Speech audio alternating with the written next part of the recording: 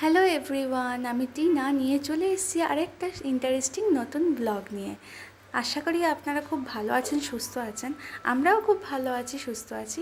দেখতেই পাচ্ছেন একদম মায়ের ঠাকুর ঘর থেকে আজকে আমি আমার ব্লগটা শুরু করেছি। এই যে আমাদের বার্থডে বয়, আমাদের গোপুজি, তো তার আজকে জন্মদিন।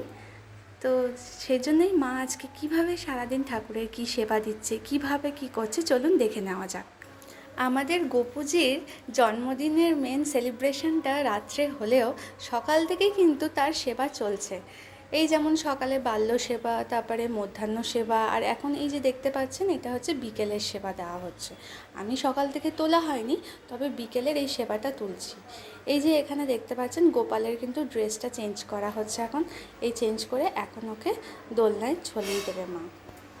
মায়ের ঠাকুরঘর দেখে, মানে ঠাকুরঘরে যত ঠাকুর আছে দেখে বুঝতেই পেরেছেন মা খুব বড় কিন্তু কৃষ্ণ ভক্ত, মানে কৃষ্ণ প্রেমী।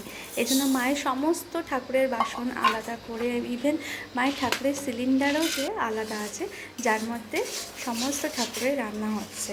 এটা হচ্ছে জন্মাষ্টমীর সমস্ত ভোগ রান্না হচ্ছে, মানে আমাদের গোপু সোনার জন্য এই যে নাড়ু বানানো হচ্ছে। কথায় আছে যে তালের বড়া খাইয়া নন্দ নাচিতে লাগিল। তো তালের বড়া ছাড়া তো আমাদের গোপু সোনার জন্মদিন তো অসম্পূর্ণ।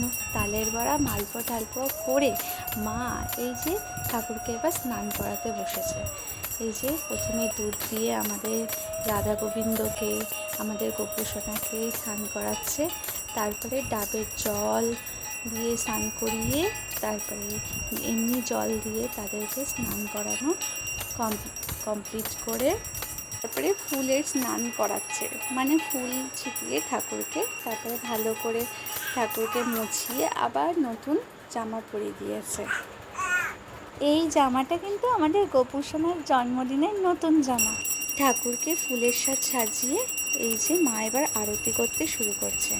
একে একে মা বিভিন্নভাবে সুন্দর করে আরতি করছে। আর আমি এই যে ঠাকুরঘরটা সাজিয়েছি বেলুন দিয়ে, আর মা এখন অষ্টোত্তর শতনামের বই পড়ছে।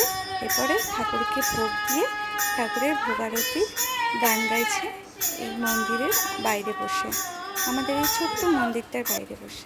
এই যে দেখে নিন আমাদের ঠাকুরের ভোগ গ্রহণ করা হয়ে গেছে। এই যে ভোগের প্রসাদ ঠাকুরকে দেওয়া হয়েছিল যে। তো আজকের জন্য আমাদের এই জন্মাষ্টমীর ব্লগটা আমি এখানেই শেষ করলাম। কেমন লাগলো জানাবেন আপনারা সবাই। তো টাটা।